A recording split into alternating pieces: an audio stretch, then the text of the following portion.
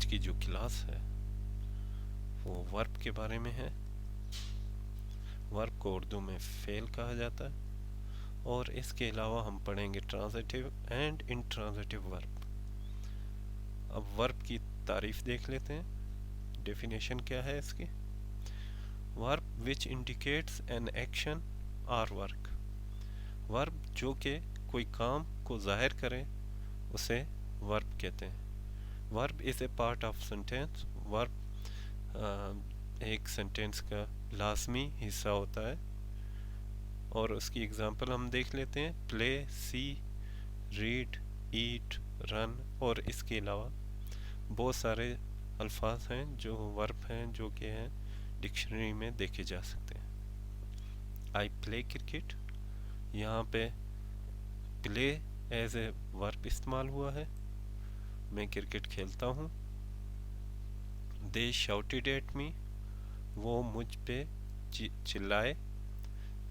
Shouted as a verb यहाँ पे इस्तेमाल हुआ। आगे देखते हैं ट्रांजिटिव एंड इंट्रांजिटिव वर्ब के बारे में जानते हैं। ट्रांजिटिव वर्ब, इसकी डेफिनेशन है transitive verb requires an object. Transitive verb वो हैं जिनको एक ऑब्जेक्ट की ज़रूरत होती है। इसके एग्जांपल देख लेते हैं। Send, look for, buy, eat, drive, give, etc। इसके अलावा बेशुमार वर्ब हैं जो कि डिक्शनरी में देखे जा सकते हैं। I sent a letter to my friend. Sent as a verb यहाँ पे इस्तेमाल हुआ है। अ लेटर ऑब्जेक्ट इस्तेमाल हुआ है इस सेंटेंस में। तो यहाँ पे जब इस सेंटेंस में ऑब्जेक्ट भी है, वर्ब के साथ ऑब्जेक्ट है, तो ये ट्रांजिटिव वर्ब कहलाएगा क्योंकि ट्रांजिटिव वर्ब को ऑब्जेक्ट की ज़रूरत होती है।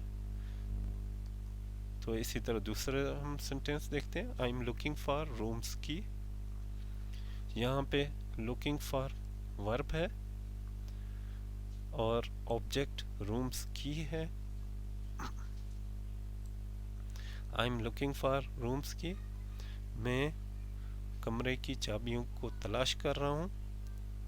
तो ये ट्रांजिटिव वर्ब कहलाएगा क्योंकि यहाँ ऑब्जेक्ट भी है, वर्ब के साथ ऑब्जेक्ट भी आ गया है, तो ये ट्रांजिटिव वर्ब कहलाएगा। आई बॉट अ गिफ्ट, यहाँ पे वर्ब बॉट है और उसी के साथ सेंटेंस में अ गिफ्ट ऑब्जेक्ट भी है, तो ये हो जाएगा ट्रांजिटिव वर्ब। इसके अलावा आगे देखते हैं। I drove a car yesterday.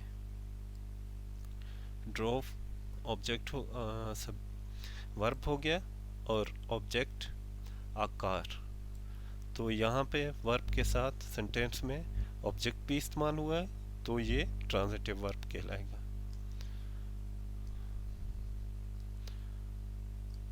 अब देख लेते हैं इंट्रांजिटिव वर्ब।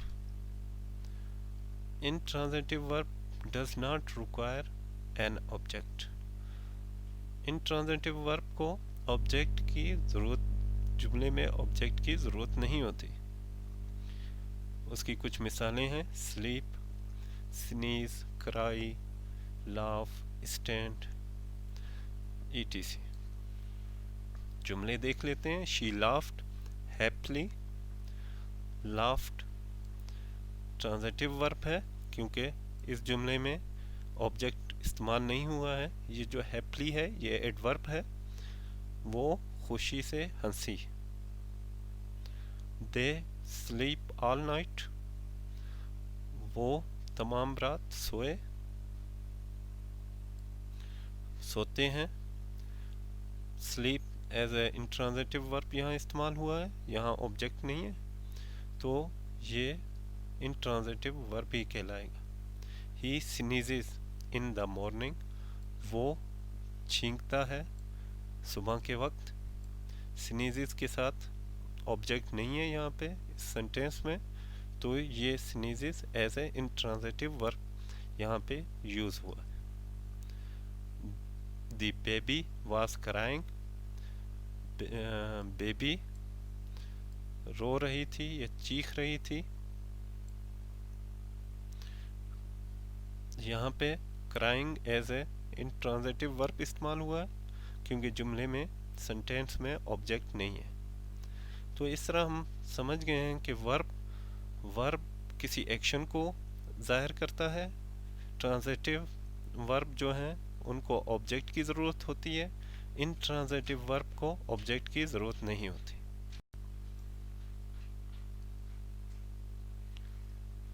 अब transitive and intransitive verb in dictionary. Transitive और इंट्रांजिटिव वर्ब को हम डिक्शनरी में कैसे देखेंगे, आइए देखते हैं। ये एक डिक्शनरी के एक पेज से एक टुकड़ा लिया गया है जिसमें एब्डिकेट एक लफ्ज़ है, वर्ब। अब इसको डिक्शनरी कैसे जाहिर करता है कि ये ट्रांजिटिव है या इंट्रांजिटिव।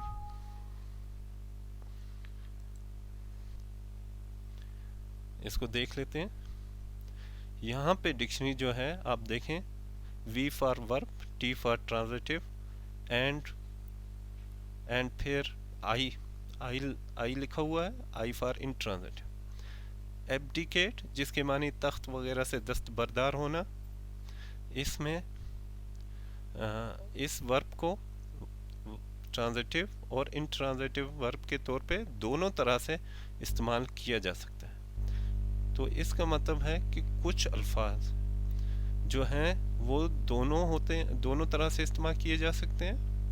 कुछ अल्फाज जो हैं वर्ब ट्रांजिटिव भी होते हैं और इंट्रांजिटिव भी होते हैं। तो उम्मीद है कि आप लोग कुछ सीख गए होंगे वर्ब ट्रांजिटिव, इंट्रांजिटिव और वर्ब के बारे में, और डिक्शनरी में इसे कैसे देखते हैं वो भी आप समझ गए। तो इसके साथ ही एक छोटी सी क्लास थी जो ख़त्म हुई, इस उम्मीद के साथ कि अगली बार फिर इंशाल्लाह एक नए वीडियो के साथ हाजिर होऊंगा। अल्लाह हाफ़िज़।